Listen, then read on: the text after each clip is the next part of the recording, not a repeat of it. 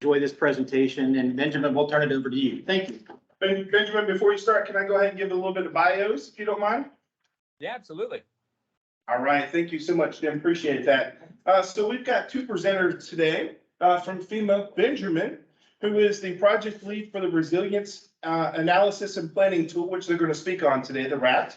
He works at FEMA with emergency managers across the country to share the data analysis features and applications of RAT.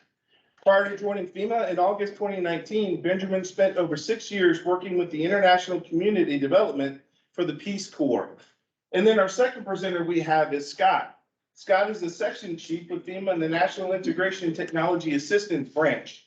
He works with local jurisdictions across the country to build and sustain capacity, including alert and warning technical assistance, planning for dam emergencies, and RAPT, among other things. So we appreciate Benjamin and Scott being online for us today. And then with that, I'll turn it over to you, sir. Thank you. Hey there, this is Scott. I'm going to kick it off. Then Benjamin's going to walk through a few slides to kind of just level set and let you all understand what RAPT can do. And then we'll jump into a demo. We love those demos to be as interactive as possible. So we talked with Daniel about setting up, we're going to focus on a point incident along military highway, some sort of spill, and kind of talk through what RAPT can do for that. And then we want to do a hurricane scenario. But please, if you have other scenarios, let us know. Also understand that the LEPC that you all have there is interdisciplinary, right? So RAPT has a lot of uses. It can be used for housing, floodplain management, chemical incidents. So yeah, please, whatever, any information you want from us, please just kind of pipe in. We have VDEM, the Virginia Department of Emergency Management, some representatives online, our state counterparts. If you have questions, please let us know. You are our target use case. Local government employees, private sector employees, right, with the responsibility to keep people safe, respond, recover from incidents, and prepare. So we'd love this opportunity to work with you all.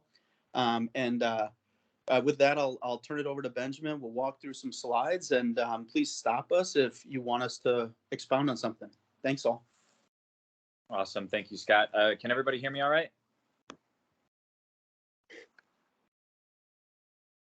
Good. Thumbs up. I see some hands. All right. Sounds good.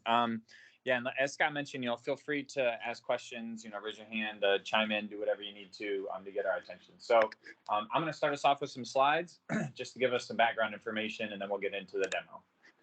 So resilience analysis and planning tool, basically an overview is we want it to be able to help you visualize and analyze data, and we're really thinking for all phases of emergency management. RAPT is free. It's publicly available. It's a GIS tool basically designed for individuals who aren't GIS experts or GIS analysts. We want it to be available and free for everybody to use it. There are over 100 preloaded GIS layers, which are pretty easy to toggle on and off. Those are divided up into kind of 3 different areas. We have community demographics, we have infrastructure, and we have hazards. So kind of those 3 different data layers. And we have multiple ways of viewing information. You can view the actual statistics through pop-up boxes. You can view it on a map at the county census tract or the tribal level. And you can also view it like in an attribute table and download that information to an Excel file. So really combine those data layers, multiple ways to view them with easy-to-use analysis tools. We're actually going to talk about all of those in our example later that Scott mentioned, and the ability of you to add your own data layers to RAPT. And we think it can be a really powerful tool that can be really useful in the emergency management field. So I talked about the 3 different types of layers that we have. I would say one of the most important are our community demographics data layers. You can see all of our data layers available there. Most of them are available at the county level. All of them are, and then most are available at the census tract level and at the tribal level as well. You can see we break them up into a little different groups. So we have like population characteristics, if we're talking about education, age, disability, stuff like that. And then you can kind of see a breakdown of just how they're broken down. So we pull all of this information from the American Community Survey. So this is all publicly available from the ACS through the U.S. Census Bureau. And all the information and data that you're going to see in RAP today, we're using 5-year estimates of the most current information available, which is 2016 to 2020. And by the end of March this year, we will actually have it updated for 2017 to 2021, which will be the most updated information available. Along with our community demographic information, we have infrastructure layers. These are all pulled from Highfield, the Homeland Infrastructure Foundation level data. They have an open and a secured databases. We pull from their open, which is again is publicly available information. They are the authority on these data sets. So we pull these as REST services. So as soon as they're updated on the Highfield side, that update is reflected in RAPT. So you can see important things like hospitals, nursing homes, mobile home parks, dialysis centers, a lot of different key infrastructure and critical infrastructure information that we have in here. Combined with those two data sets, I also mentioned we have hazards. We actually have hazards, weather, and risk. So you can see some of our historical information, like hurricane tracks and tornado tracks. We actually have current weather information. We've partnered with the National Weather Service, and we have about 6 or 7 real-time weather layers. You can see we have severe weather watches and warnings, severe weather outlooks. We have excessive rainfall outlooks. We have a couple risk layers as well, like sea level rise at 4, 5, and 6 feet. We also have wildfire. So we have current incidents, and then we also have like flood hazard zones. So combine these 3 different data sets, community demographics, infrastructure layers, and hazards and weather related, to kind of give us the base for the resilience analysis and planning tool. I mentioned there's multiple ways to view this information. So you can see it on a map. So you can see like every county or census tract is color coded, and it corresponds to whatever bin for that value of the indicator that you're looking at. So you can see like the darker blue colors would correspond to higher percentages of the population or the percent of households lack a vehicle. Typically, when you're looking at the information today, when we're looking at the demographic information, darker colors correspond to greater challenges to resiliency. And then you can see information in pop-up boxes at the county level. We actually have additional information on those too. So you can not only see, the percentage of the population over 65, but you get a breakdown of how many of those individuals are between 65 and 69, how many are between 70 and 74, and so on. And then I also mentioned you can view this information in the attribute table. So not only looking at it visually, seeing it in a pop-up, but being able to view it and then more importantly, download it and export it in that attribute table is really beneficial. And you can basically set some filters so you can look at specific counties or census tracts depending on the information that you want to get. So combine all of these data sets with some pretty nifty analysis tools. We have the add data tool, so you can add your own data layers. So if you have like a local land use plan, or I know a lot of times people, entities were adding, local COVID layers. You can add those to RAPT. Because it's publicly available, you can't save any of those. So you can't like add them, save them for the next day, and then when you visit the webpage again, they'll be there. But they're a very easy add if they're in a format that you can use. You can also search for additional data layers in the ArcGIS online catalog. And then some of the other analysis tools we have the filter tool. So you can set a filter by state, county, and infrastructure type, and it will give you just a list of those infrastructure entities that you're looking for in a specific area. We have a population counter, which you can select an area and it will give you an estimate for the total number of individuals that have a specific characteristic, such as a disability or lack access to a vehicle within that area. And then we have the incident analysis tool where you can set an area and it will focus on the infrastructure entities within that area and provide you with a visual and a list of all of those infrastructure entities that are within a certain impact zone. So we're going to specifically look at that tool a little bit later as well. So the 3 different data sets of information that we have, and then combine those with a bunch of analysis tools and different ways to visualize the information in RAPT, we think really helps, make it a very powerful tool. And then just to kind of drive the point home, really we want RAPT to show you the intersection of different data sets. So you can see on here, you can have a couple different infrastructure layers on. You can have, hospitals along with, electric transmission lines, overlay that with a couple demographic layers such as tribal boundaries or population over 65, And then you can put in real-time hazards from the National Weather Service and even future climate conditions in there, all on various base maps. So we want you to be able to see the applicability of having multiple layers on at once to kind of get a more in-depth and holistic view of resilience at the community level. And just really quick, this is Scott. You know, for some of you that may not be GIS analysts, Benjamin touched on this, and I just reinforce it. So a lot of jurisdictions, Norfolk probably has GIS analysts. The Emergency Management Office might have them. You might have one within your housing direct, you know, within your city public housing directorate.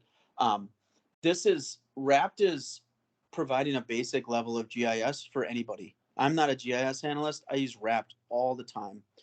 So I just stress that if you're thinking, well, yeah, that's great, but can I use it? The answer is you can. It's very simple to use, and we'll show that during the demo. And we just challenge folks that maybe don't think that they could do GIS to open RAPT and start to use it. It solves a lot of problems and answers a lot of questions. So with that, I'll pass it back. Mm-hmm. Yeah, and I am not a GIS analyst either. I did take a semester of it in graduate school, but if you tested me on it, I would not pass. So just to reiterate what Scott was saying. So just some of the use cases that we're talking about, you can see here's just a specific hurricane or evacuation use case, basically showing the idea of using multiple data sets. So we have the incident analysis tool, and we're combining that with, census tract information about the percentage of the population with a disability, along with infrastructure information where all the hospitals are located. And then what we can do is, for instance, if we wanted to say, out of all the show us all the hospitals that are within the storm path, and also the maximum number of hospital beds that we might have to relocate or evacuate, we can do that. So we can take a look at this tool to draw the path of the storm, identify the number of hospitals, and then we can also actually, like you see in the bottom right, with another one of our population counter tools, get an estimate for the total population and then an estimate for the number of individuals that fall within a certain demographic. So with a disability or without a vehicle.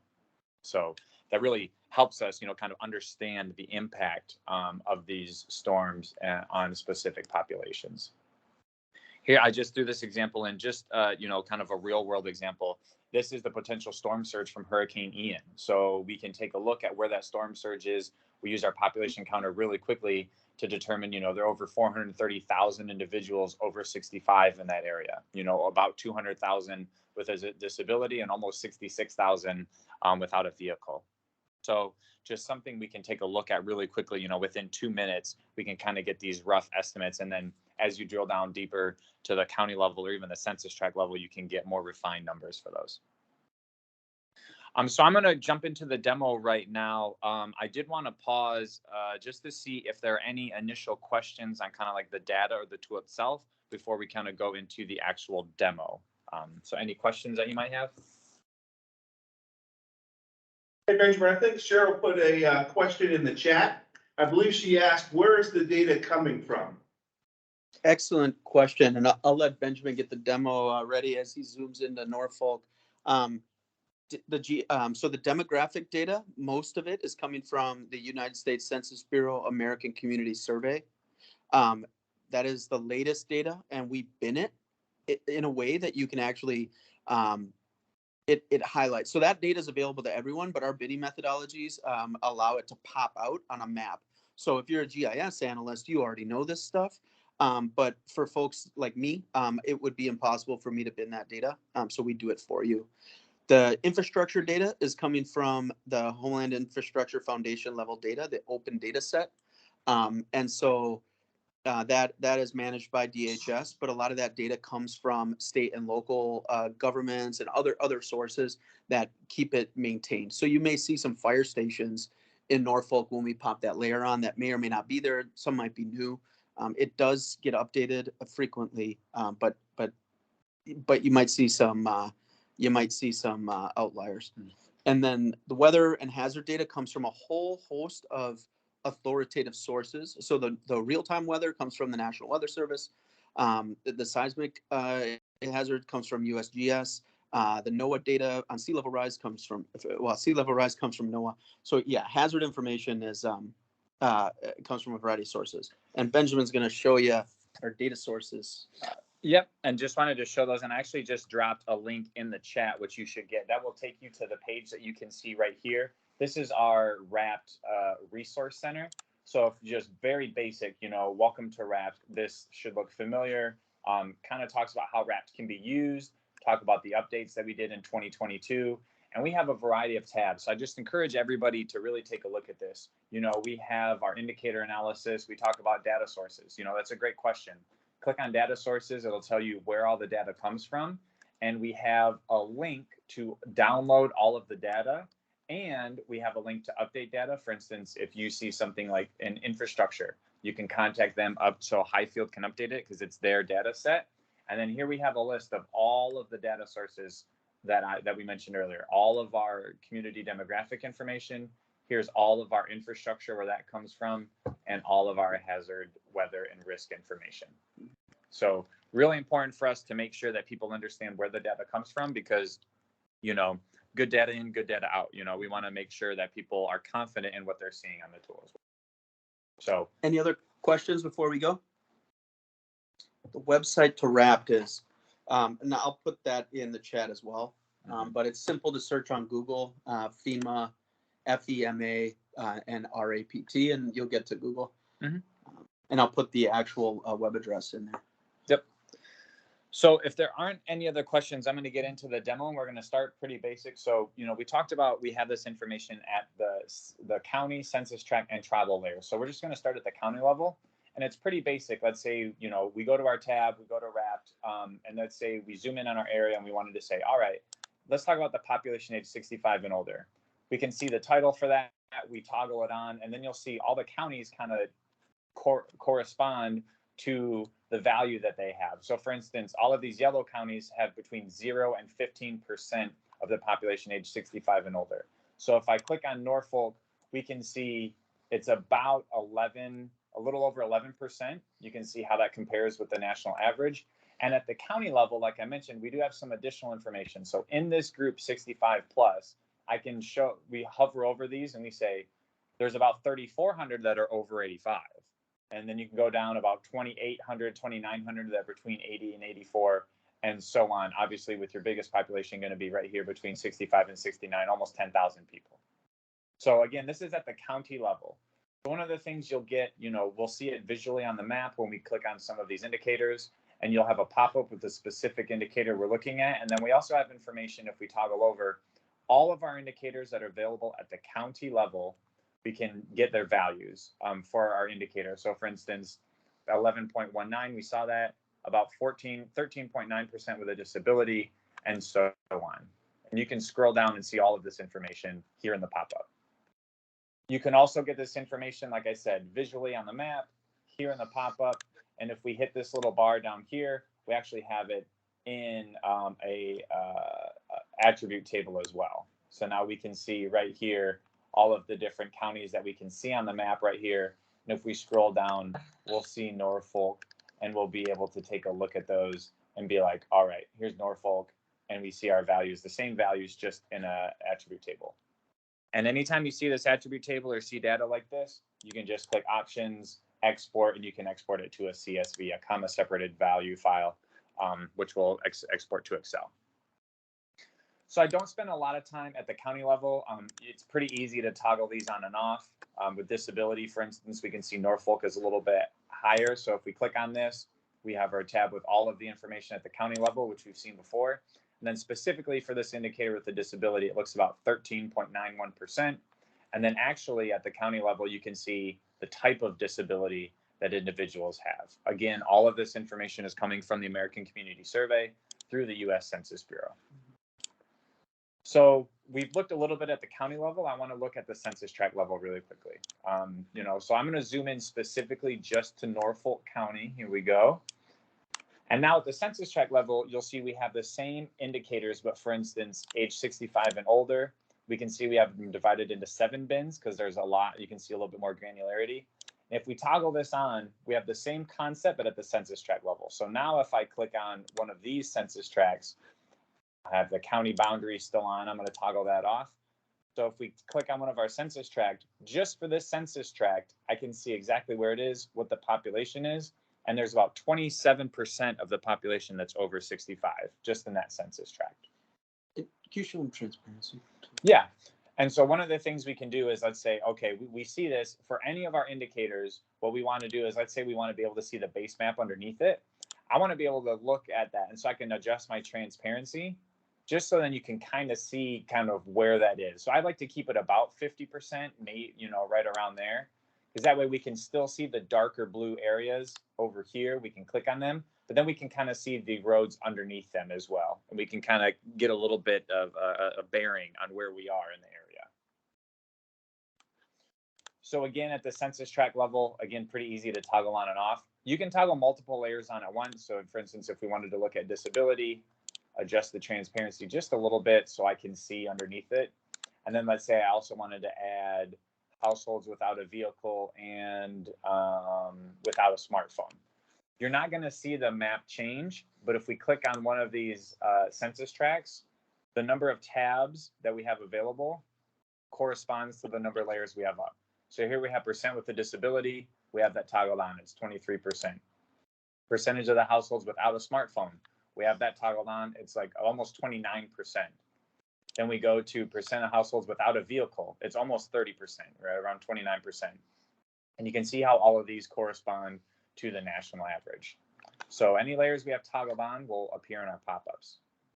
Again, just like with the other information, if we toggle up our attribute table, we're on our counties boundary, click on our census tract boundaries tab, and now we can see for all of the census tracts that are visible on the map right now, we have the same information if we scroll over that appears in our pop-up.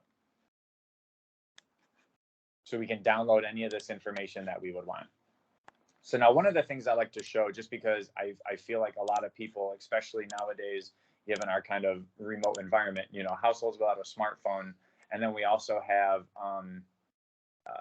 where am I looking at? Households with a broadband subscription. So we can toggle this on. Again, darker colors correspond to greater challenges to resiliency. So we can toggle these on and we can see there are significant census tracts that have over 50% of the population without a broadband subscription. So just in terms of outreach and how we're going to try to reach out to these different census tracts in these different areas, this one's almost 61% in this census tract down here. It's just really important for us to keep that in mind when we're trying to take a look at how we are getting messages out and how we are communicating with our populations in that area. We have our community demographics. We talked about that. I want to talk about infrastructure a little bit. So again, pretty simple. Click on our infrastructure tab. Click on the name. We can see the imagery for it, the symbology, and then we can click on any of these. So for instance, we look at this hospital right here. It talks about the medical center, what type of hospital it is, location, general acute care open. The population right here is the number of beds. So it has 175 beds here, has a link to the more information. It doesn't have the trauma level available, but you can tell it does have a helipad on it. So we can do this for any of these infrastructure entities. So let's say I wanted to look at hospitals. Let's see if there are any mobile home parks in the area. And I really want to focus on nursing homes as well, right? So we can click on any of these entities, what type of nursing home it is, location for it, status, total residents, looks about 60 at this nursing home. We don't have the number of staff. We have the number of beds. Again, all of this information, sometimes you'll see not available or -999. That just means that the data set's incomplete on the high field side. So we still pull that information. It's just, if there's nothing here, that means the high field hasn't updated their data set yet.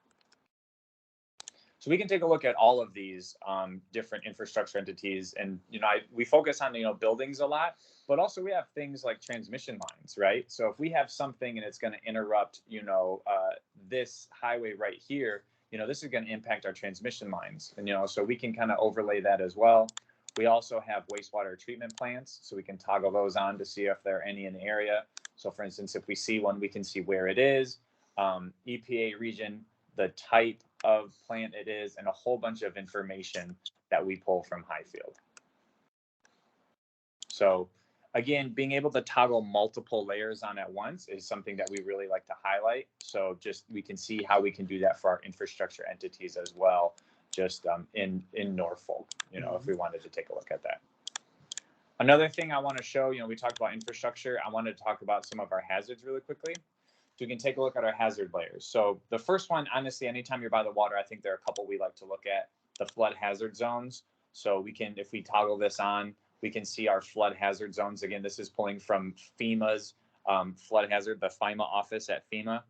So you can see we have a number of these areas that are in the 1% annual chance, so, a 1 every 100-year flood, which unfortunately those are becoming a little bit more frequent than 1 every 100 years. So just to kind of show how this works, we can leave this layer on, go back to our infrastructure and say, all right, well, how many nursing or how many hospitals might we have in this area?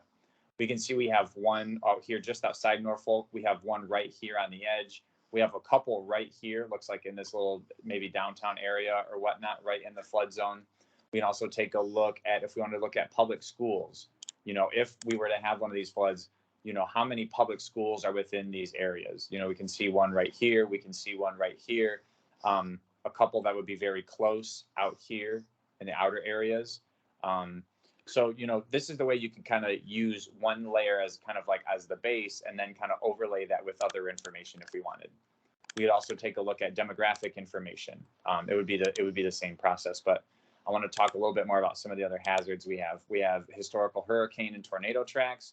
Obviously, I don't think we have any active wildfires going on, but one of them that we do like to look at is sea level rise. So for instance, if we're looking at a 4-foot sea level rise, we can take a look at low-lying areas and depth, darker blue corresponding to more depth.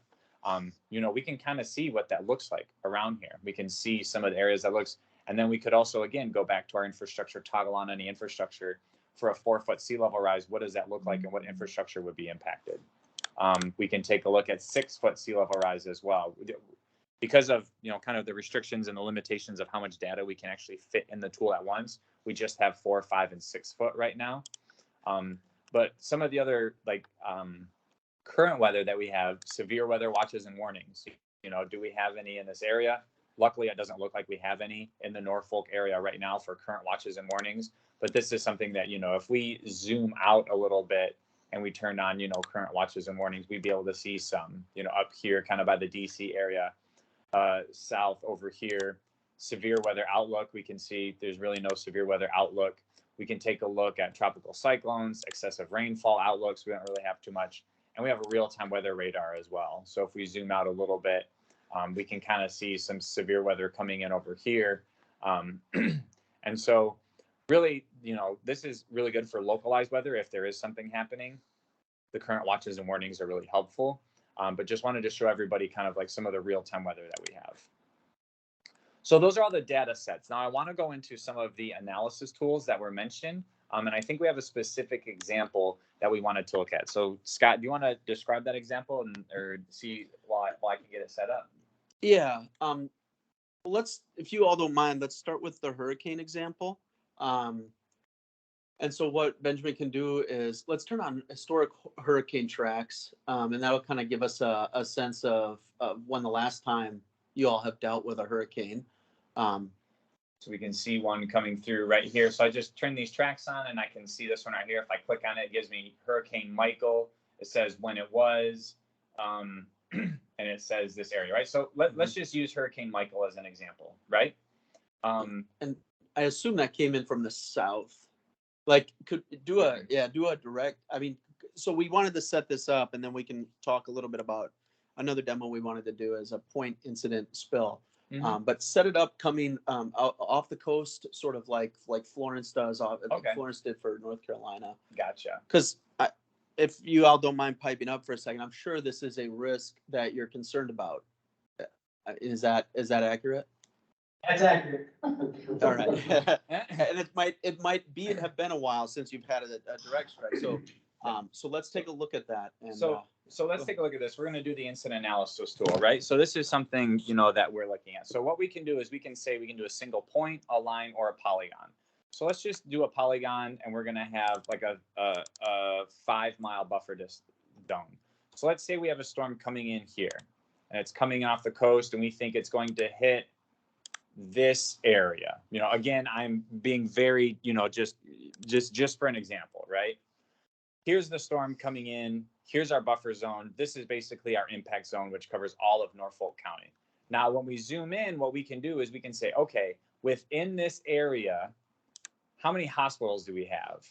And it will say, now, again, not just the county, but within the whole impact zone, it lists all of the hospitals that are within it. We can see the information for them, where they're located. And again, if we hit the download button, you'll see we can open this up in a CSV, a comma separated value file.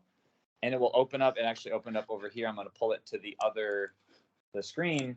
It just opened this up right here. And we have hospital name, address, type, status, and then the population, which again are the number of beds. So we can get for all of the, and we can see like city, a lot of these that are in Norfolk, we can see how many individuals are. And so we could actually calculate the total number of beds that are in this impact zone right here.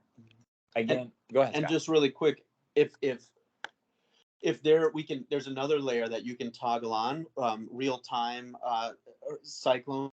So that will provide the latest national hurricane update, and so you can actually set the cone, the eye, and the air impact area as the incident.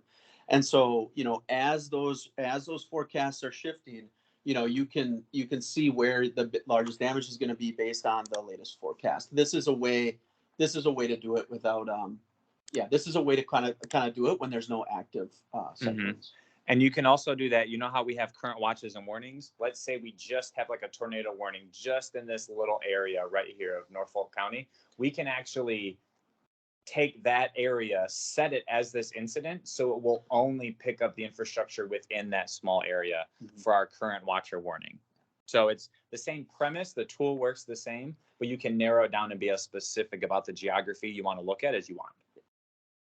And we'll teach Daniel how to do that, because it is advanced, but it's pretty easy to use once you know the process. Mm-hmm. So again, you know, this is just a very simple kind of analysis. Now, let's say we wanted to. I'm gonna show that tool again, but we have a specific example of a point, like maybe a hazard spill on a specific road. Can somebody describe to me where that road is and where we want to put that? Military Highway was the spot, if I remember correctly. Yeah, can someone explain to me where that might be? All right, so if you're scrolling in, go to near Hollywood over down to the bottom right. Yes. Keep scrolling down. Okay. Go back up if you don't mind. Yeah. Right in that area near the interchange. Yeah, just left of Hollywood on the other side of the interstate. So keep going left. Okay. Right here. There it is. Awesome. All right. So let's say there's an incident, and I can put it anywhere on this road, but let's say I do. Do you want me to do the intersection with military and the interstate? Is that okay? How about military and the boulevard, which is just north of that, right? Right there. Awesome. So let's do it right there. Thank you very much. So again, we just kind of go to our incident analysis tool, and let's say we want to do 5 miles, right? And we're going to have to evacuate everybody within this area. We can click on that, and you know, it gives us a specific point. And let's say maybe that's too much. Let's just do 3 miles. We can just change it, and it shows us what's in this area. And again, it's basically the same. Click on our infrastructure entities. It tells us which entities are within this area. It actually tells you how far away they are from the center point, and it lists them from closest to furthest away. So we can say there are 3 hospitals within a 3-mile radius right here. Again, clicking on this little, the cloud will download that information. We can see how many mobile home parks are there. If this happens in the middle of the day and we're worried about public schools, we can see, man, we've got about 19, 20 public schools that we would have to worry about within a 3-mile radius, right? And let's say we wanted to, and we're only talking, maybe it would only be, 1 mile. Even if we go down to 1 mile, then we can click on public schools and we can say, okay, we've still got 4 that are within 1 mile. And what they look like, how far away they are, and again, downloading this information. And with public schools, what I think is really interesting is, let's say, I'm just going to go to the infrastructure layer really quickly. If we toggle on public schools, for a lot of the public schools, it will give us, for the information, Let's see if this one has it. The total enrollment. So we have the number of students, the grades, and then it has full-time teachers as well. So we not only know how many students are in there, but we know plus teachers. So we are looking at about 273 people that we would have to evacuate from this if everybody's there and all of the teachers are there. And I guess that's not including, other staff, janitorial staff or, aides or anything. So just showing like how you could use this in that scenario, I think is really important. Another thing we wanted to look at. So, we wanted to say, we're looking at infrastructure entities, but what if I want to know a little bit more about the population around this area? So what I'm going to do is I'm going to go to our population counter and I'm going to say, okay, I'm going to draw a circle and I want it to be in this area. Let's say this is our 1 mile radius right here. We can draw our circle, we can draw any shape. And within that area, I want to know how many individuals are 65 and over. So we draw our area, hit run, and what it's going to do is it's going to select all of the full and portions of census tracts in that area. It does the calculation for you by taking the percentage and the total population of that census tract, calculating the ratio of just the area you selected, and it gives you an estimate of about 2,100 individuals just within the 1 mile radius that are 65 and over. We have it starting right here from the center of this area, the intersection of those two roads. And then what I can do is I can say, okay, this is our target area. I want to focus on our populations just within these census tracts. Anytime you see these 3 dots gives you more information, we can view this in the attribute table. So let's say now just for these census tracts, it's just these listed here. And for all of these census tracts, it gives us that information that we had before, all of the indicators that we were talking about previously. So I could download this if I just wanted to look at those specific census tracts that were impacted. I can go back to my input and I can say, all right, we looked at over 65, but I really am interested in individuals with a disability. So I do that same thing, don't change my area. It selects the same area and it will give us a new estimate for the total number of individuals with the disability in that area. I think we have a question in the chat. Scott, do you want to get that one? Yeah. So Cheryl, as far as businesses, there is the data set that I would suggest, and it's not perfect, is the SNAP authorized retailers. So if you go to, this is a hard thing to get around, to get our heads around as businesses, but Benjamin just toggled it on. It will tell you the businesses that accept the Supplemental Nutrition Assistance Program, which is a lot of the grocery stores and retail outlets. Unfortunately, it doesn't include manufacturing and other car dealerships. So there is no like layer of all businesses that's preloaded into Wrapped. But this is an opportunity to maybe show the add data tool. Mm-hmm. So if the county or the city or I think you all have a UASI there, has data for businesses, you can add it to Wrapped through, obviously a GIS analyst might have to help you with that portion, creating that file. But there may be something, I don't know, a layer that is preloaded in the ArcGIS. So partial answer, and then we'll talk a little bit more about the adding data side of this. And I think this is where I mentioned earlier, when we click on the add data, I can search. So for instance, if I wanted to look for local businesses, I would just type in local businesses, right? BUS, local business, and see what pops up, So these are the local available ones I could find. But if you had a specific URL for a rest service you wanted to pull in, you could just paste that here and it would pop up. And this is what I was talking about. If you have your own local files where you already have, maybe Norfolk has a file of all of the registered businesses, you could actually add that, put it in a shapefile or any one of these formats, drop it in there, and it would reflect and it would update automatically on this map.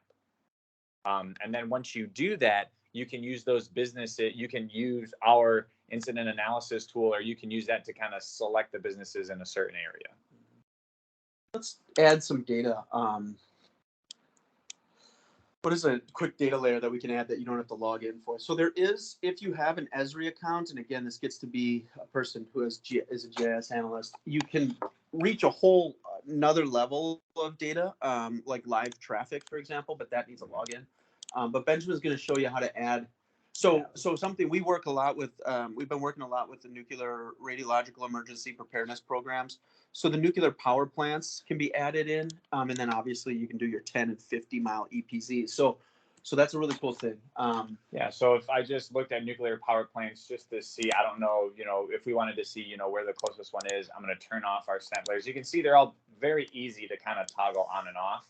And let's say add data. We wanted to look at world nuclear power plants. We can add those and we can see where they might be located. We can see one pop up right up here. And we can take a look at it. We see what the name of it is, where it's located, how much power it generates, and we basically all of the information that that High Field has on this. They're open source, and you can link to get more info as well. Can you set it as an incident and show them a 50-mile EPZ? Yeah, because I'm sure you all know that this nuclear power plant's there because it does seem to overlap with part of the area. So let's say this is our incident, right? The date of construction was on June 25th in 1969. That's my birthday, not 1969, but June 25th is actually. Nice. And so we can actually click on these three dots and set as location. So what you'll see is, just like what we did before, it sets this as a location. It picks this specific data point. And we want to do, okay, typically we're talking about a 50-mile buffer zone. Within 50 miles, we're definitely in, and then within that, we can then take a look at all of these infrastructure entities as well.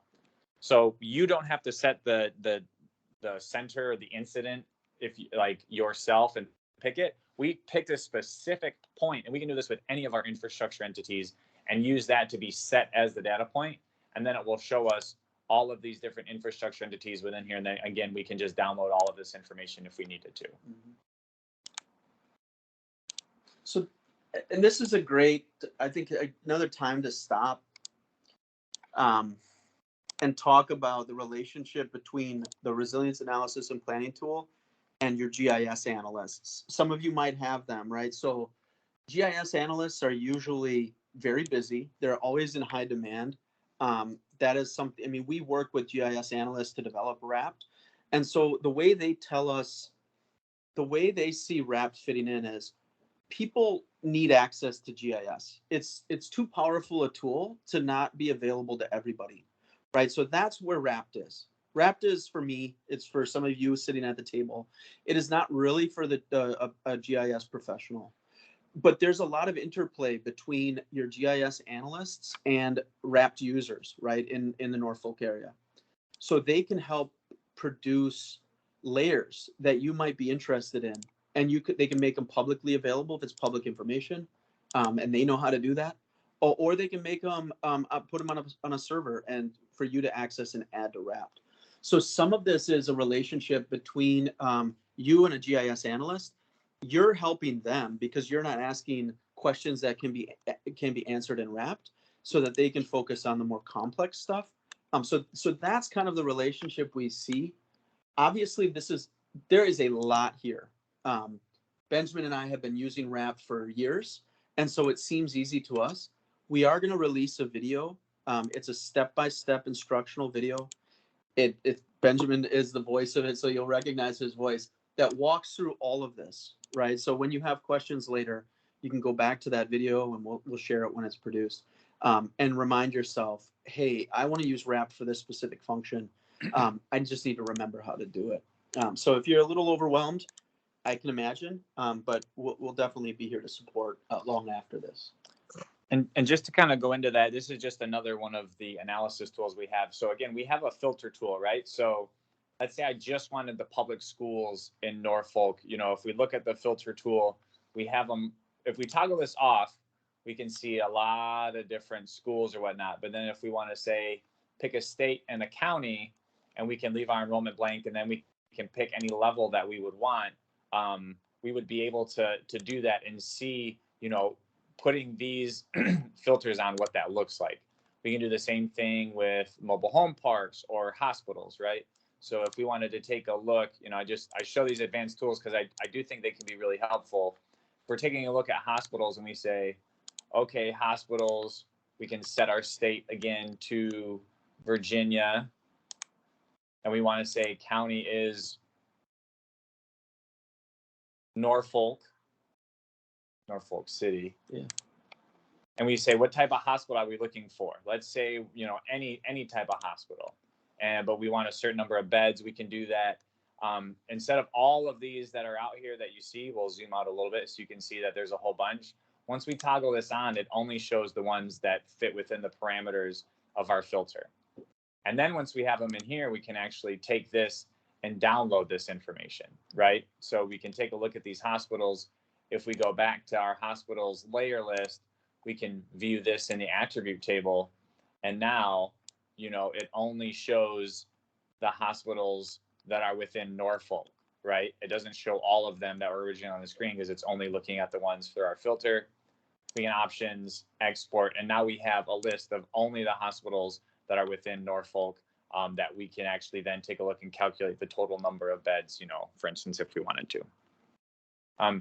So again, I think Scott's right. I think it might be a good time to take a break. We'd love to get questions, thoughts, challenges of like, can you look at this? Can you look at that?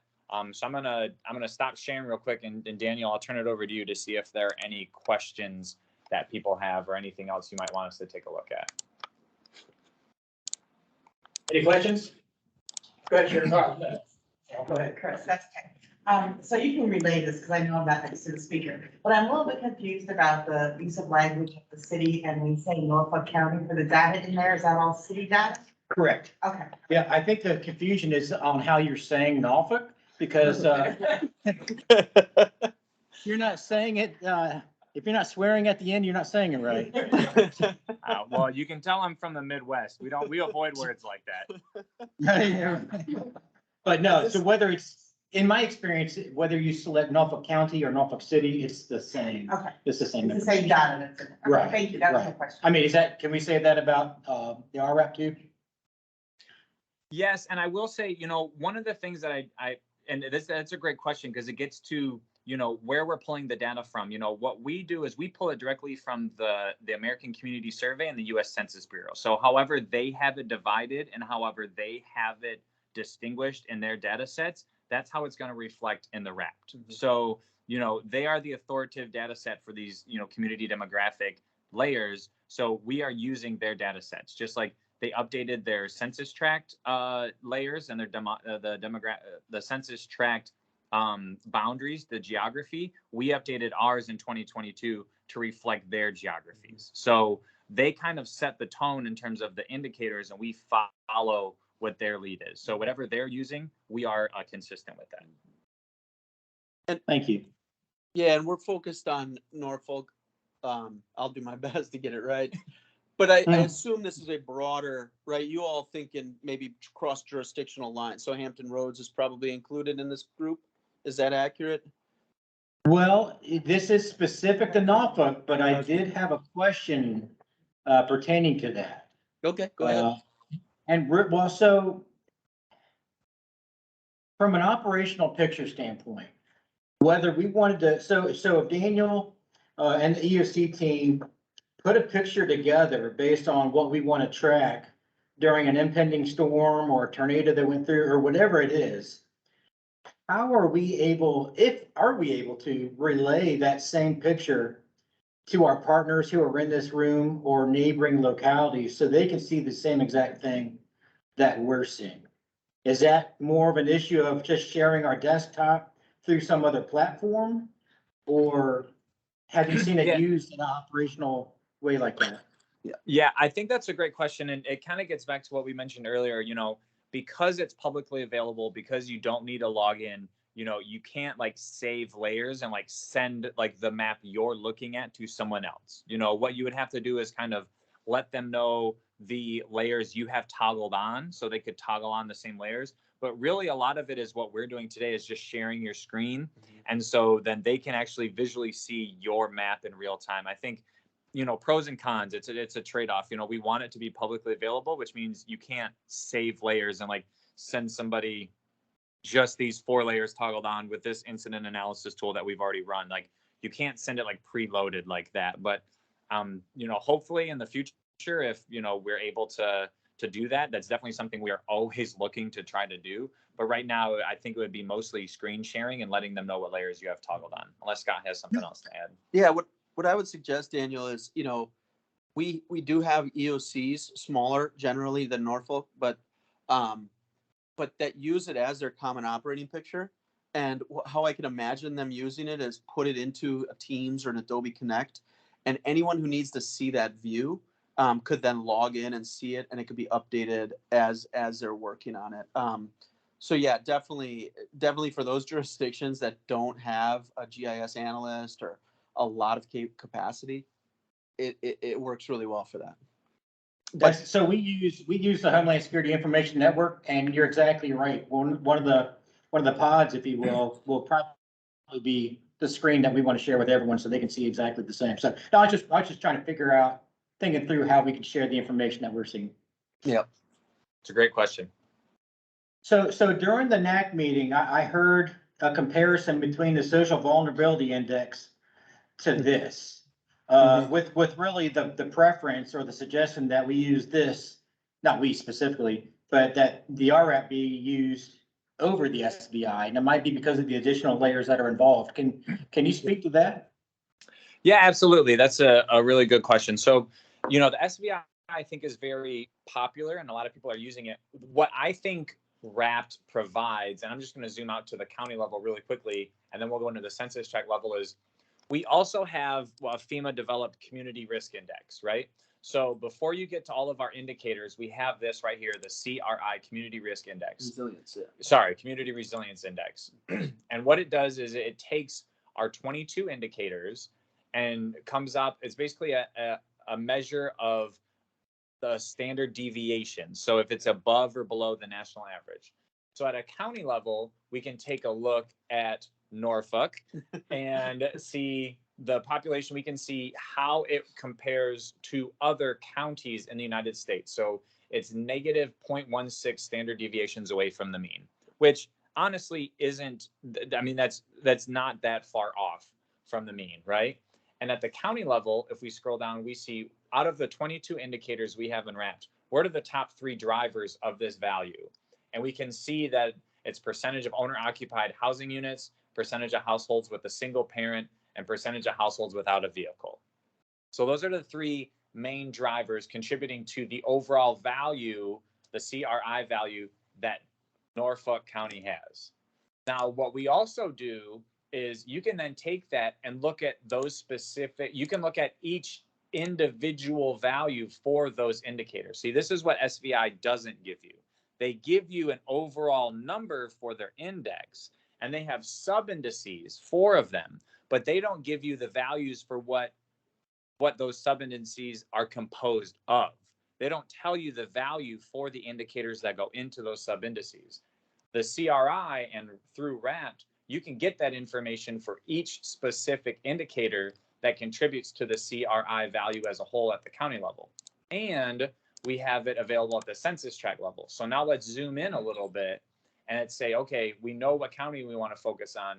Now, if I'm looking at the Community Resilience Index at the census tract level, man, I can see there's darker census tracts, which are over, 2 point, this will probably be right here, negative 1.08 standard deviations away from the mean.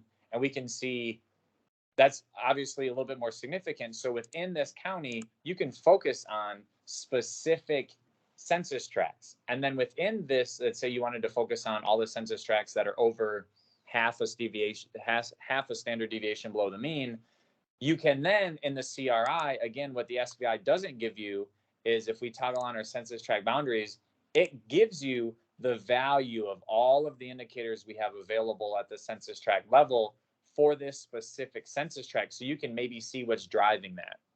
This is the additional step and the additional information that you can't get from the SVI because they just have their indices, they have their index and their sub-index values, but they don't tell you all of the specifics for the indicators that contribute to that.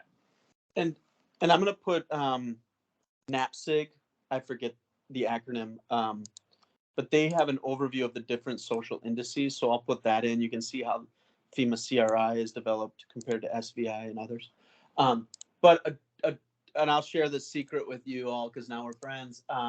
You can actually add SVI to RAPT if Norfolk or Virginia or whatever mandates an SVI score, or FEMA or our, for example, mandates that you need to tell the SVI indicator, it can be added to RAPT through the add data tool. So we like CRI. Obviously, that's what's preloaded into RAPT, but SVI can also be added. So, when I finished my graduate degree, I was hoping to never hear the words standard deviation of the mean again. But since you mentioned it, it makes sense in this context. So I do appreciate that. But I also, as it pertains to vulnerability, when we're looking for grant opportunities through the Justice 40 program, and all those different federal sites have all their different websites, mapping tools to identify whether it's housing insecurity, food insecurity, and all those things. Are they consuming information from a different source than what might be consumed in this one? Yes. So, and this kind of goes back, I'm just going to show us. So the way we got to where we are with our 22 indicators is basically by doing a community resilience indicator analysis. And so this on the resource center page, it talks about what demographic layers we're pulling. Each index basically looks at different indicators, right? Some are more focused on housing, some are more focused on like social or race, ethnicity data. What we did is basically took a look at the landscape of published peer-reviewed research on community resilience and social vulnerability, went through a methodology to narrow it down to the 14 relevant methodologies, and then within those, we applied criteria to narrow it down to the 22 commonly used indicators. So this is, from a broad perspective, what the scientific community agrees that are indicators that contribute to community resilience. And granted, we're looking at community resilience, right? And that doesn't necessarily mean it's the exact opposite of social vulnerability, so that's a larger theoretical question. But for the purposes of what we wanted to do with the CRIA and creating the FEMA Community Resilience Index, is we're looking at it from a community resilience standpoint. So this lists all that we did, and I would say if you want to get into the nitty gritty and you want to talk about standard deviations like you love so much in college, I would read the full report, and then we even have a correlation analysis. So even just looking at the correlation analysis, it basically shows, I can go down here to a matrix, it shows how each indicator corresponds to another. So for instance, we can see age 65 and older has a strong positive correlation with individuals with a disability. So we can see one is more likely to be associated with the other. So we went through and did this, and this just kind of provides some very high level analysis. But how we got to this is our community resilience indicator analysis process. So this is, if you really want to go into why ours differs and why we're looking at different indicators, that is what it comes down to, is looking at our CRIA. And just to add to that, understand the federal government is large and doesn't really all agree at times, different agencies. So if you're with the Department of Environmental Quality or whatever the environmental side of your city and how that's organized, EPA might be pushing their tool. I would just suggest RAPT as a way to bring that data in. So try to add that data. It could bring that data in. And then a picture always kind of helps grant applications. So RAPT then could be screenshot, as a way to show risk, regardless of the question that the federal agency is asking. And I just dropped in the chat a link to a story map on the Community Resilience Index. You can kind of see it here that I'm sharing it. So if you go down, it talks about our process. This was completed once in 2018 to determine an original set of 20 indicators. We just redid the methodology in 2021. Here are all of the methodologies. So here are basically all of the indices and methodologies that were found and that we're focused on for this most recent update, you can see we have SVI, we have SOVI, we have BRIC, we have a lot of them that you've probably heard of, including a couple international ones. And then how do we come up with the 22 commonly used indicators? This basically walks you through it. We don't go into this so much because it really gets into the weeds and it's more kind of methodology driven. It's for people who want to know, well, how did you get there? We have this information. So happy to, I would definitely recommend everybody take a look at it. But that I put it in the chat so you have it in case that's something that is a little bit more interested, if you're interested in that. Thank you. Are there any other questions? All right, hearing none, I am interested in seeing more about the future climate conditions and climate outlook. No, you don't have to do it right now. I'm just saying at some point, that's something I'm certainly interested in seeing. Yeah, there's some incredible work that we're doing with the Argonne National Laboratory using dynamical downscale data. So data that's not available, a lot of data is available from First Street Foundation, NOAA, of course, and that's all statistical downscaled. So yeah, we have a separate tool. We're improving that, and then we'd love to share that with you all in the future. So we'll stay connected on that, Daniel. Thank you. Yeah. I have it here, just their public website. Yeah, the website's there. It is a first iteration. It'll get improved, and we can put that in chat, our climate risk and resilience portal. And then a lot of that data can be pulled into RAPT. Again, RAPT is it's like the nerve center, right? It's the quick way for you to be a GIS analyst, and a lot of this data can be pulled in. So we covered a lot today. One of the things I wanted to mention, just because Scott brought it up, there are a lot of tools, and the biggest thing we keep saying is, RAPT and CRI can be complementary to other tools you might already be using. It's not the end all be all, the one tool to rule them all, as they would say, in Lord of the Rings, but, it can be used in certain situations. We do think it's applicable to all phases of emergency management, before, during, and after. And so I really think that taking it one step further, seeing a more holistic view of community resilience, getting a more granular view of what's driving, local conditions. I think, that's really helpful, and you can get all that data and all that information in RAPT. So complementary is the keyword that we keep going back to. And for the state folks on the phone, obviously not everyone's in Norfolk with lots of, more resources. Everyone's resource strapped. I'm not going to pretend that that's not true. But this has a tremendous applicability for those jurisdictions that don't even have a GIS analyst on staff. So it's useful for you all. It's useful for those smaller jurisdictions. So obviously, Benjamin and I are here. Our job is to help you use this tool. So please, we can do lots of follow-up and individual questions if you have them. Thanks for the time. Thank you very much. Anyone else have any questions? All right, Benjamin and Scott, thank you so much. For everyone in the room, what we'll do is we will copy all of the links that they have provided in the chat.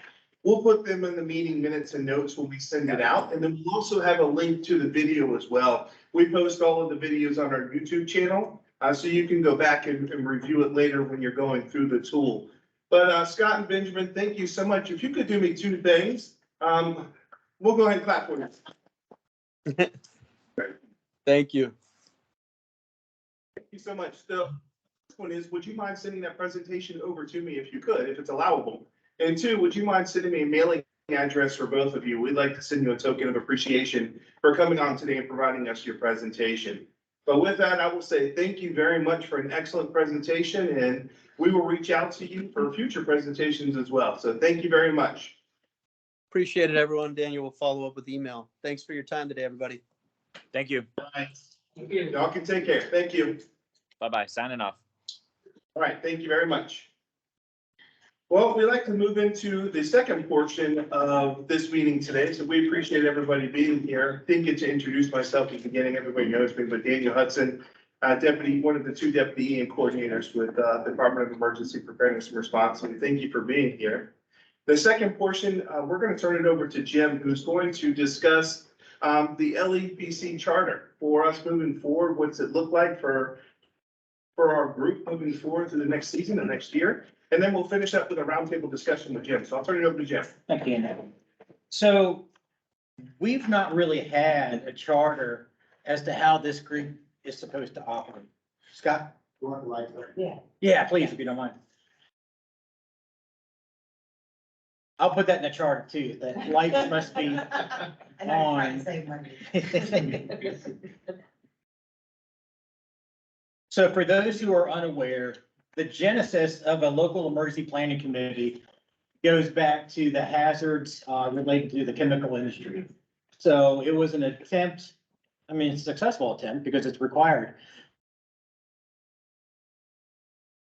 We have the owners and operators of chemical facilities with the first responders who would be going to the incident, not necessarily knowing what type of ethyl methyl death they'd be, running into, as our hazmat expert can attest. And not just that, but EPCRA, the Emergency Preparedness Community Right to Know Act,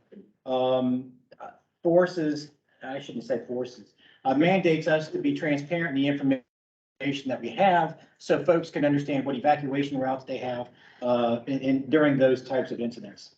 We've taken it beyond just the chemical, obviously. We focus on all hazards here. And we try to be as transparent as possible. We put most all of our plans online and everything else, but there are requirements that we're supposed to meet to include who helps make up the LEPC. So some of the disciplines that are mentioned in this list have not necessarily come to the meeting, so I will be reaching out to them with a personal invitation. But I also want to make sure everyone is aware of the community lifelines that FEMA and DHS put together. So whenever there's a large scale disaster, they're going to assess the damage or really kind of prioritize the needs based on community lifelines. The lifelines are the food, water, shelter, health and medical, communications, energy, transportation, and safety and security. What I was thinking is instead of meeting in subgroups focused on emergency support functions, really kind of focusing on those lifelines. And that way, the folks who were in the room and the folks that we would invite, bringing their subject matter expertise related to that community lifeline, and we could have sub meetings based on those groups. So that collaboration and partnerships could be established. And that way, when we do eventually face a large scale disaster, we're already thinking in the same mindset that FEMA would be thinking, should they come into the area. So first, I guess I'm just asking for nods. Would you guys be okay with that approach instead of emergency support functions, meeting by community lifelines? And by saying that, what I guess we have to have a conversation about is, right now, we're scheduled to meet LEPC every month. Should we designate some of those meetings to be a lifeline meeting or add additional meetings per lifeline? I think I know the answer, but. Okay, instead of during certain months. All right. Jim, what do you mean by lifeline? So there are community lifelines that FEMA has established. So when they come into an area that was hit by a disaster, these are the things they're going to look at first to determine what the priority is for those response efforts. So, if there are needs throughout the community, but the transportation system is knocked out, and so logistically those things can't get in, then they're going to focus their priorities on transportation primarily. Or transportation's up, but they can't communicate, then they're going to look at cell towers and stuff like that. So food, water, shelter. And by that, I'm thinking of the soft services of human services, CSB, mental health, and those types of folks. Health and medical, obviously Eve and our public health friends and their medical expertise, the nursing homes, assisted cares, those types of things. Communications, not public information, but interoperable communications, folks who deal with radios, ham radios, other alternate means of communicating. Energy, Dominion Energy, those types of folks. Transportation isn't the movement of people. Transportation is the infrastructure that exists. So, we would be looking at Steve and VDOT and our Public Works Division of Transportation and those folks. And then safety and security. which is police, fire, us, and so many more folks. So it's really geared towards bringing folks with similar functions and responsibility together, regardless of what level of government or sector they may be in. If they have a role pertaining to food, water, shelter, then I want to establish those relationships now than having to do it during a disaster. We could do that with emergency support functions, but knowing that there's over 15 emergency support functions in Virginia, it makes sense to go with 6 community lifelines that FEMA is going to use. So after this, in the meeting minutes, maybe I'll propose a schedule to everybody where we know when the LEPC meetings are, and we know when those lifeline meetings are going to be, as well as hopefully the topic of what that LEPC meeting is going to be as well. We have a really good agenda lined up for the next LEPC meeting, where we're going to have a speaker who has done national and international media, and she's going to talk to us kind of about their perspective when they approach disasters and some of the things that she's done and experienced. So I'd like to have as far out as possible what the speakers are going to be, so you guys know well in advance. The other thing, in addition to the LEPC, which we are all in this world together, right? We all know the we live, we breathe, disaster preparedness for our organization, for our agencies and our communities. What we've been working with through our city council is the establishment of an emergency management advisory committee. So we kind of tinkered with this throughout COVID. We had about a dozen or so folks who represented the community that had no idea what emergency management was or what we did. And that was on purpose, right? Because we wanted ground truth of what the perceptions were out into the community and what we could do from their perspective to better increase our chances of success. So we did it, and then Eve, close your ears.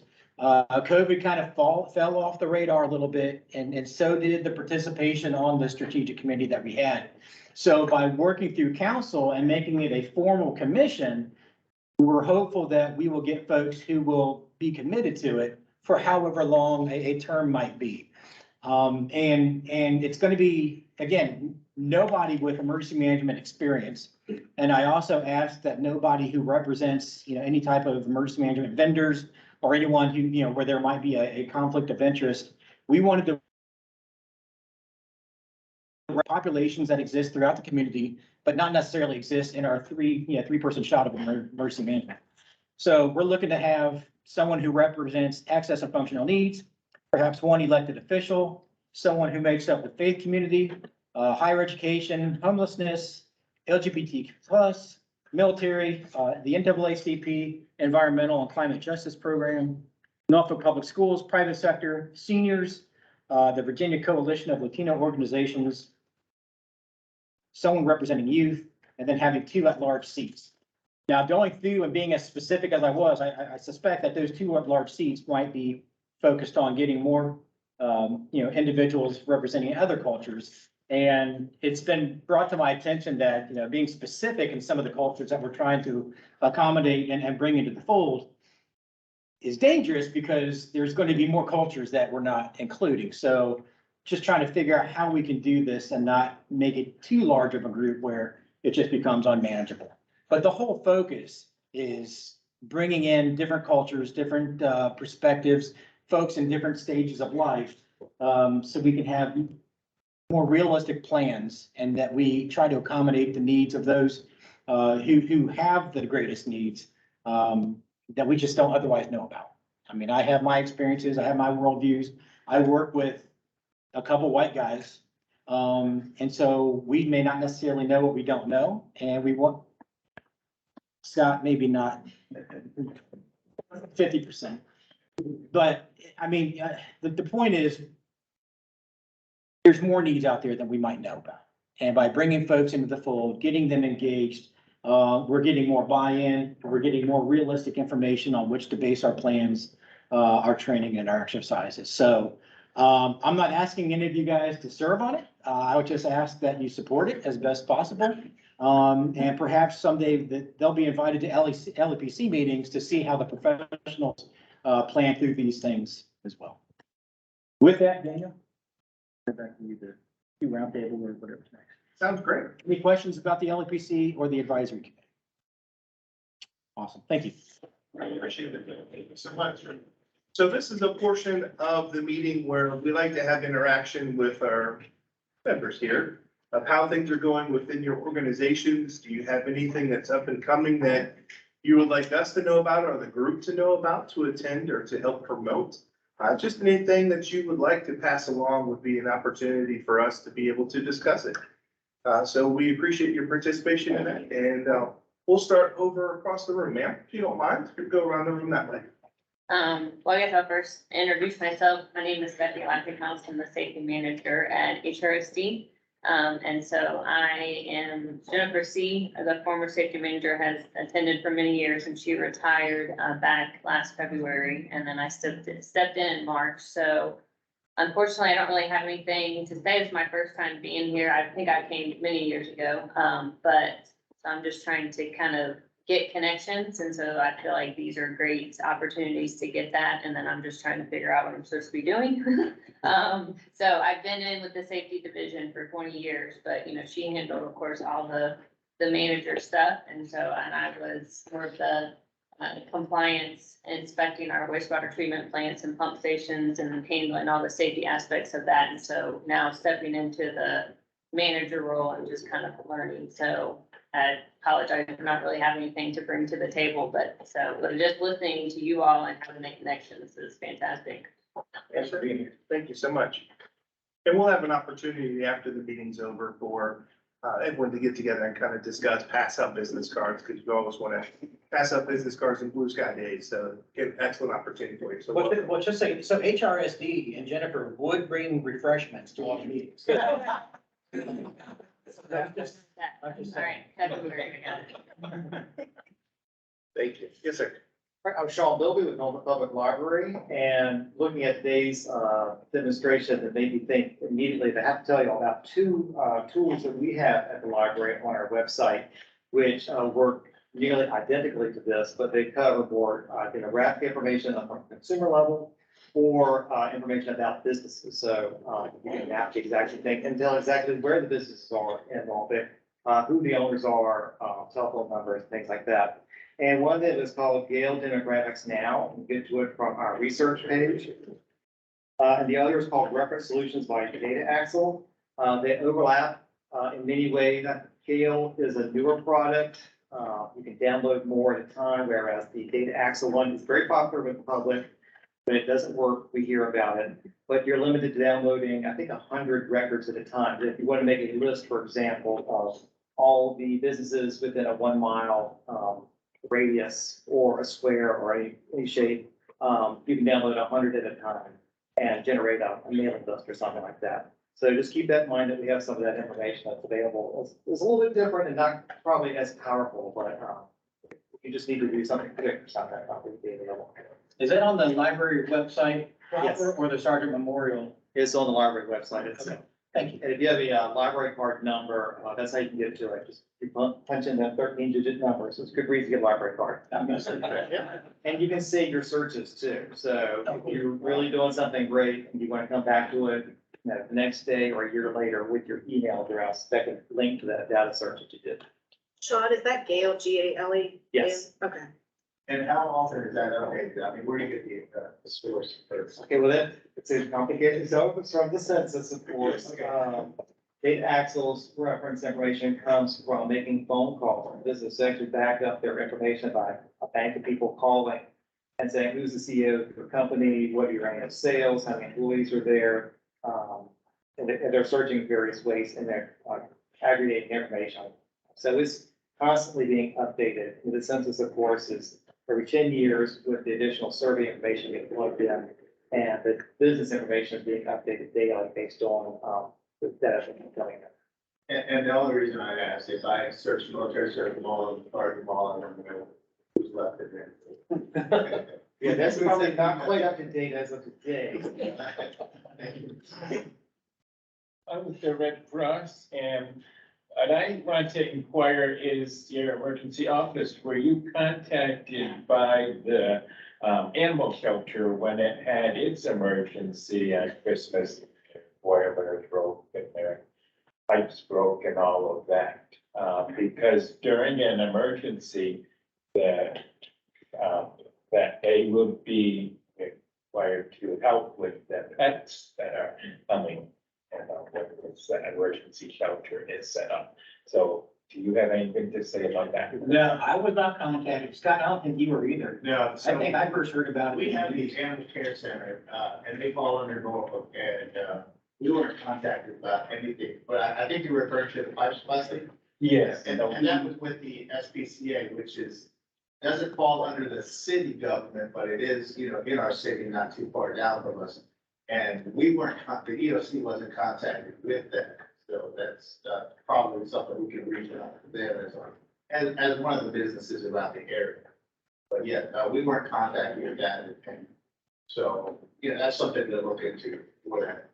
So would that organization be the one that would be during an emergency shelter being asked to work with their pets? So in an emergency shelter, we rely on the animal care center. Okay.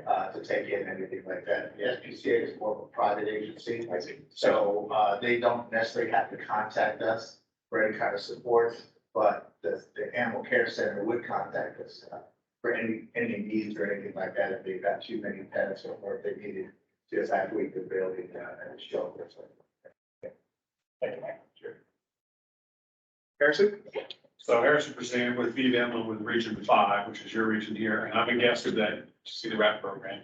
I have nothing to bring to the meeting, but I took a lot away from it. So thank you, I appreciate it. Thank you, Harrison. And we've got Jack on the line as well, who's with VDM, and I wanted to make sure we provide you an opportunity since we're at the VDM side. Jack, do you have anything, sir? He might have stepped away. That's okay. Thank you. Gary Lupton, Executive Director of Virginia First. Believe it or not, it's our 15th year in business, and we're a coalition of financial institutions across Virginia. Because in the event of a major disaster, probably those plastic things you got in your wallet ain't gonna work. So you may want to talk to a bank about some cash.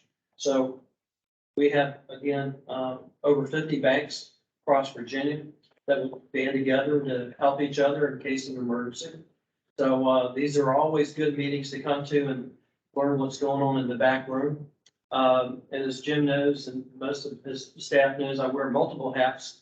The other hat that I'm wearing right this second is I'm a member of InfraGard, same thing as Scott. InfraGard is the FBI cyber group. I'm on the board of directors for that. I'm also on the Virginia Beach CERT Foundation. If you don't know what CERT is, Norfolk has a CERT program, Virginia Beach has got one, et cetera. Community emergency response teams. So again, have a lot of different hats that I'm trying to wear. The one thing I'll bring up, because I don't know if anybody knows about it, but there's going to be a Homeland Security Symposium, an expo.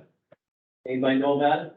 CNU, Daniel Bush, and CNU is having it in February.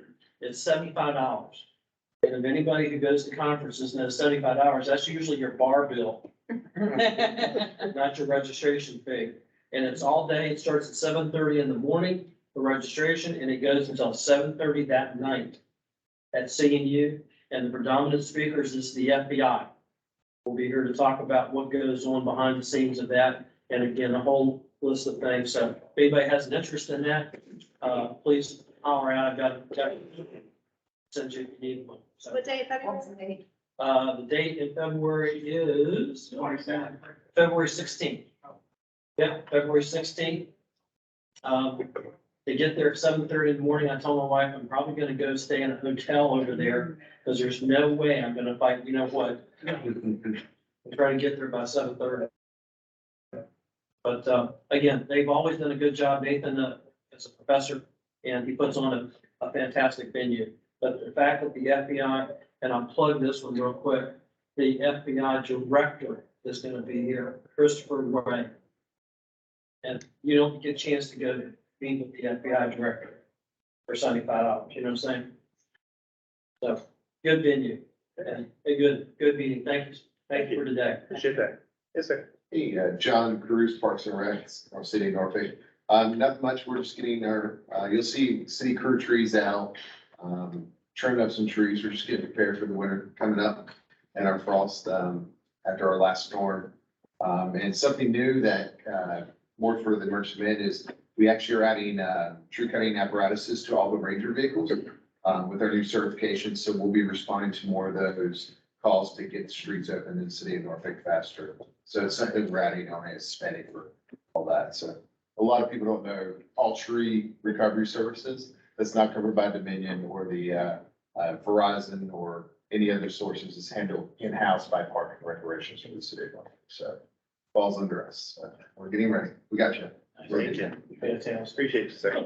Yes, ma'am. Good afternoon. My name is Chris Wagner. I actually work for the EPA, which requires the LEPCs.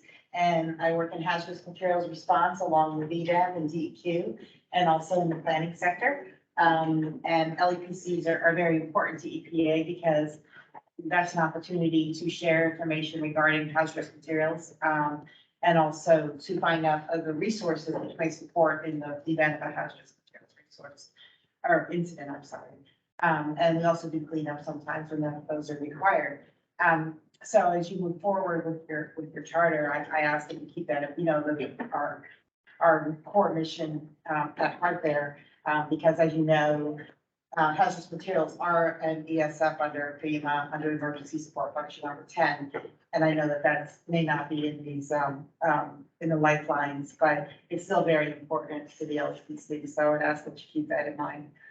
Also, regarding the comments you made about, the folks that are comprising the LEPC, I do want to mention that an effort to reach those folks is really all that's required. We can't make people come to things. So as long as we keep trying that on an annual basis, I think that's a good opportunity. Part of the LEPC work is that chemical information is submitted to the city every March. So that will be coming up soon, and I'll be happy to help with any trend analysis or anything you. I'd just like to offer that. Thank you. That's all. Thank you. Thank you. Yes, sir. Ray Herring, Virginia Department of Emergency Management. I'm a hazmat officer. I cover the Norfolk area as well as 14 other cities and counties. And really, I'd just like to second what Chris said pretty much about the LEPC and having a somewhat of a focus on chemical preparedness and being aware that those tier two reports come in each year. And the only downside of the tier 2 reporting system is you don't know what you don't know because it's somewhat voluntary. There's no tier 2 police that go out to industry and knock on the door and say, hey, why haven't you sent it? So there's always the you don't know what you don't know with that. Anyway, that's long and the short of it. Thank you. We'll send out a copy of the charter draft, if you will. That way you can see it, but we'll definitely make sure that that remains part of the focus. Thank you. And which way you going? Here in the back table, if you don't mind, Sheriff. I'm Kathy Melton, and I'm Administrative Services Manager for the Housing Authority here in Norfolk. And I handle risk management and emergency management and all the claims and insurances for the Housing Authority. And we're involved just to stay unified with the city of Norfolk for all the emergency responses and things that can happen in our city in regards to our residents and our housing. Thanks for being here. Yes, sir. Michael Guest, safety specialist for Department of Utilities. Nothing much, I mean, we've just been doing lots of repairs with, temperature fluctuations, but, the water pipes are always fine. Hello, everyone. Steve McGarrett, Hampton Roads Transit Emergency Manager. December 27th was my 1-year anniversary. The organization's thinking twice now. Part of it is being a retired FEMA person. So I'm not sure they were sure what they were getting when they got it. Some upcoming things that are important to this group. Your organizations for transportation. I can carry your voice back to our planning department. You have essential needs during, changes in weather conditions or whatever. Most of the time, we try to keep our drivers safe. One of the things I'm trying to push is from that ESF 1 support function, Bridge Support Function 1, which is transportation. In a way, I'm trying to change a culture where it supports you, where when you have a need to get critical resources, those critical essential employees to work, I'm trying to encourage our company to find solutions to how to get your essential employees to your office. So to do that, you know, I'm a voice in the desert that nobody hears. But through collaboration from your needs, your EOC, when you're trying to get people to EOC, people getting to shelters for, you know, the animals and things like that, et cetera, et cetera. Please let me know how I can support you, because I'll carry that voice to the people that own that decision making. We're starting planning in a few days with the Coast Guard. It will be a series of exercises, a crawl, walk, run type of exercise on the ferry. It'll be a tabletop leading into a walkthrough semi-functional exercise and then culminating in a full-scale exercise, if anybody's interested in that. The general scenario will be an overtaking of the ferry and the ferry being used as a weapon. So if anybody's interested in that, the Navy has some interest in it. We're still talking likely they're kind of yes, kind of no, as you can imagine. That, yeah, we'd like to do that, but we really don't want to tell you any of our secrets. But yeah, that's the scenario is the vessel being taken over and then the vessel being used as a weapon. We've heard of vehicles being used as a weapon. Well, boats can be used as a weapon, so. What happened in Norfolk? What happened on the Elizabeth? Well, that's your decision. If you want to take them your way and be. Because, you know, Yes. with the casino there and, you know, right around in downtown Norfolk. Yeah, I was just joking about where you want the ferry to impact. I can see Jim, they could impact Portsmouth. Well, and that's one of the things, we're gonna try to see, the Navy wants to see how fast they can react to a vessel that is so common on their radar screen that it doesn't stand out as that target over in the Middle East, where you say, this vessel is 500 yards, constant speed, decreasing range. And you go, look, it mustn't be an adversary. Well, this adversary goes right past your dry dock every day. And so you don't expect it to be in the hands of a bad person. So I almost gave the whole scenario away. I'm that kind of a guy, okay? And speaking of Portsmouth, just FYI, we are into the world famous casino opening. Soft opening occurred tomorrow, 19th. It's been a moving target, trust me. We have a really super emergency manager over there, Stephen Davis. He's kind of herding cats right now. That's what we do for a living. So the Saturday is the VIP dignitary opening. They should see about 8,000 people for the dignitary opening. They're anticipating 6,000 tomorrow for the soft opening. Standing up AEOC, I'll be over there working with them, and that will be somewhat of a dry run before Monday, which was the original date, and I moved. Monday is again, 23rd, the opening, 15,000 plus. So, just FYI for those of you that, that area of I-264 will be a challenge. State police will be trying to manage that. So it's not in your city, but at the same time, what's that old expression? When you pull a thread of a garment, you can't pull a thread without other threads moving. So that was my political quote for today. Thank you very much. Thank you, sir. Appreciate you. Scott? Well, to follow up on Steve, anybody that does have an exercise, if it's available, present it to the group, see other participants coming in. I know I'm gonna be working with VDOT tomorrow in the planning process for an exercise involving the interstate at 564 near the base. And possibly an accident there involving the runway. So very complicated area. But also we have in March, Norfolk Star has classes starting. Amateur radio has classes starting in March, and anybody interested in becoming a ham operator, get your skills anywhere. I'll offer the dates in the notes for that.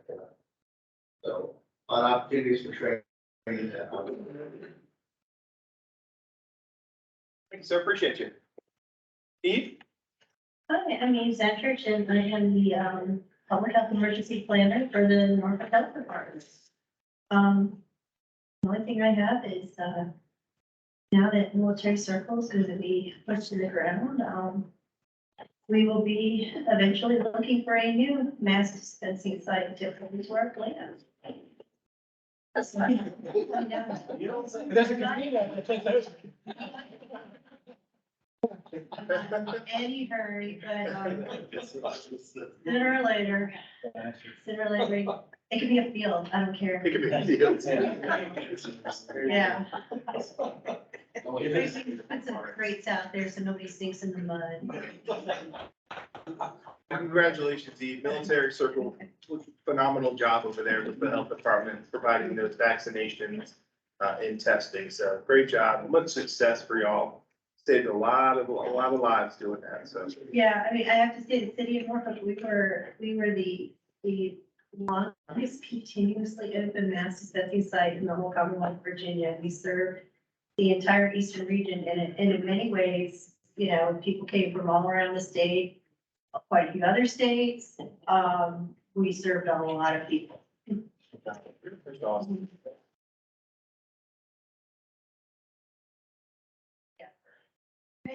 Okay, Mark.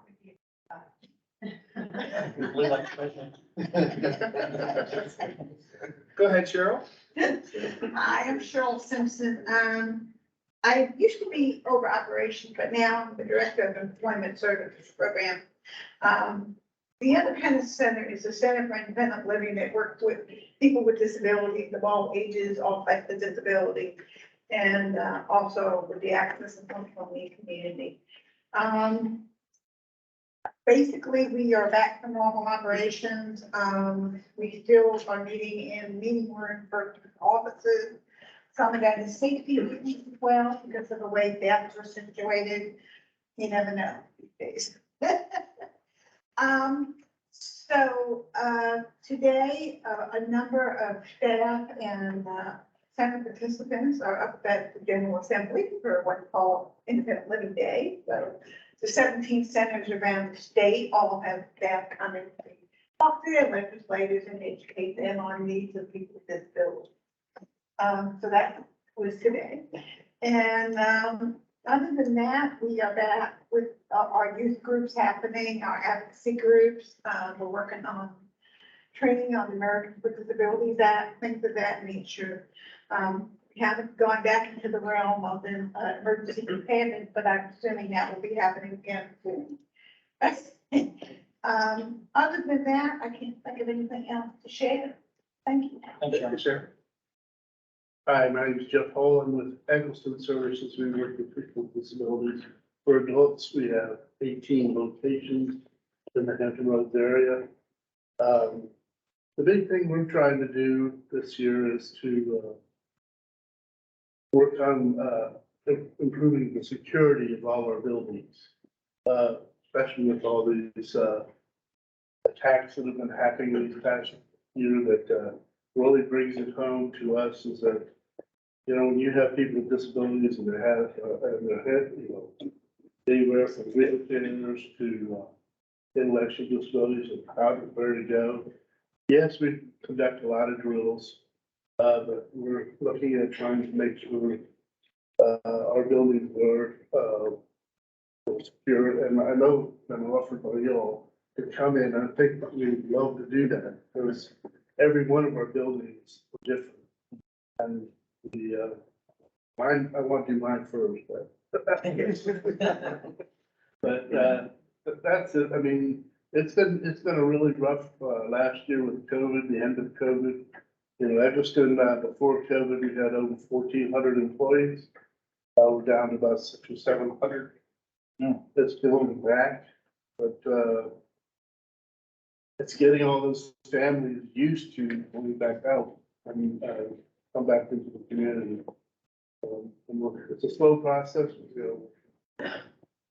So I appreciate everything you all do. I mean, I'm kind of overwhelmed when I watch your presentation, but it's fascinating. I have joined InterGuard and sort get more information, be better trained and understanding of that. Thank you, sir. Appreciate that. Tony? Yep, Tony Castillo, the Deputy Director of the EOC. My previous role was 911 manager, and the biggest issue we have is a critical staffing shortage. I think last LEPC, we talked about doing a hiring push for 911 call takers.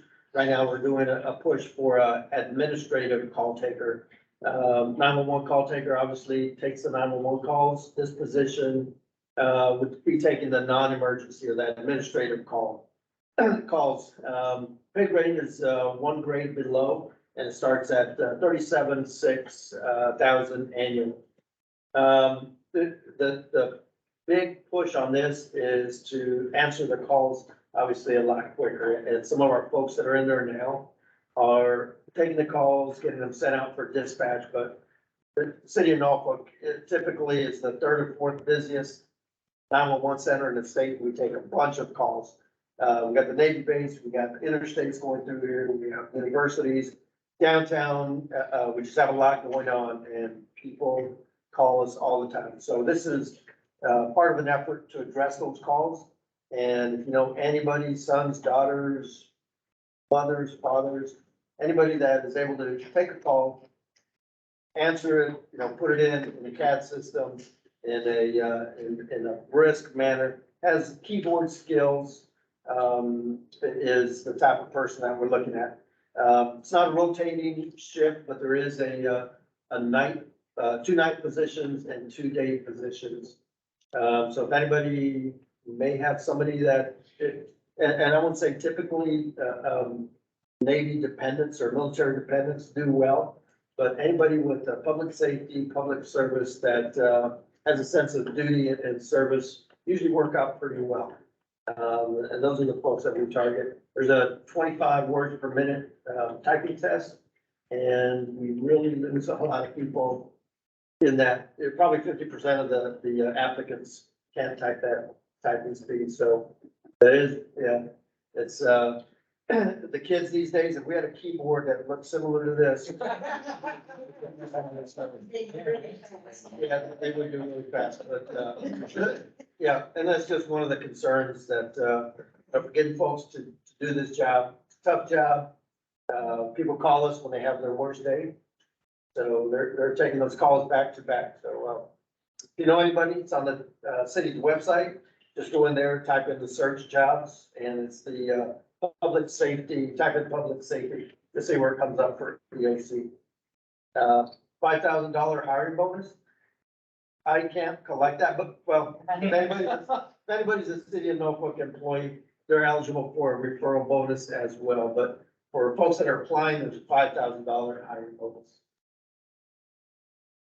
That's all I got. Excellent. Can I get back on that real quick? Yes. To provide some context, again, the folks that we have working 12-hour shifts are answering 911 calls and admin calls. I mean, and it's almost 50%. I mean, the thousands of calls that they get. So we have folks who may be on an administrative call about, an animal or something like that, while other folks are trying to get in on their 911 concerns. So what Tony is doing is alleviating the burden for 911 folks who are trained all the way through the academy, the certifications and everything, so they can apply that to those 911 only calls. While we can do some folks over here, less training required to do the non-emergency calls that otherwise would be taking, the burden. So I'm glad that he's doing that, Tony. Again, we should be able to put some folks in soon, because it's not that difficult of a job. I mean, the admin, there's no mistake that they're gonna answer a 911 call on accident. And if there is someone that calls with a non-emergency, but it actually is an emergency, then they just transfer it over to a 911 operator. But this should really improve the response times of really medical or crime life-saving calls by separating the two categories. So I don't know if I brought clarity to that or didn't get it up, but I appreciate what you're doing. Thank you. Sir, thank you, Tony. Karen? Sorry, I'm Karen Lovely, I'm Jim's assistant. And I have nothing, I'm your note taker. Just one more thing. Cincinnati Bengals. That's all I gotta say. Until this weekend when they play the Bills. Well, I'd like to just put out one thing. We are excited about this new endeavor. We're gonna make a lot of noise tomorrow, especially in the military highway, East Virginia Beach Boulevard corridor. And when I mean noise, we're gonna start doing our wireless emergency alert testings on a monthly basis. So, you know, those tests you get on your mobile phone of the Amber Alerts or the tornado warning, we're actually gonna be doing these monthly per our zones throughout the city. We've broken up the city into 12 zones. It's basically kind of the same thing as the zip codes throughout the city. So monthly, we're gonna send out a test message for 2 reasons. One, we want people to know that they can get that message on their phone. They could be, they will receive it, they understand that's the way we're gonna communicate with them in emergency situation. And 2, it gets us more used to the system. That way, when it does come to an actual emergency, we're in the system, we can get that emergency alert out quickly. So the way that the new phones come out now is there is a testing alert enable disable switch on your phone. So if you go into your phone, so the phones actually come now with that disabled. So if you go into your notification settings, you scroll all the way down and you can see the wireless emergency alert, test alert, and you can enable or disable that. We ask that you enable it for the month that you have on the website, so you can make sure that your phone can receive the alerts. But we're really excited about this. And we're gonna do it throughout the year. So each zone is gonna receive 1 alert a month. We haven't released what day and time we're doing it. We're just letting the community know that it's going to be happening within that month and what zone it's going to be happening. Understanding that it's hitting the cell towers within that zone, so there could be kind of bleed over to other zones.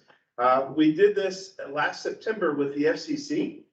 We did a small area to Berkeley. We received over 381 responses in the alert. We sent out a survey. We had 381 people. We only had 20 people, volunteers, to say that yes, that they would do it. Well, we had over 381 people. And unfortunately, we had one up in Fairfax. But majority of the people were in Chesapeake, Portsmouth, Norfolk, that corridor. So we're excited about this opportunity. So if you're in that military highway corridor tomorrow, the Virginia Beach Boulevard Military Highway is going to go at 11 o'clock. So let us know if you received it. That's it for me. Jim, any final thoughts, sir? No, sir. Appreciate you guys. Thanks for coming out today. Thank you very much. See you all later.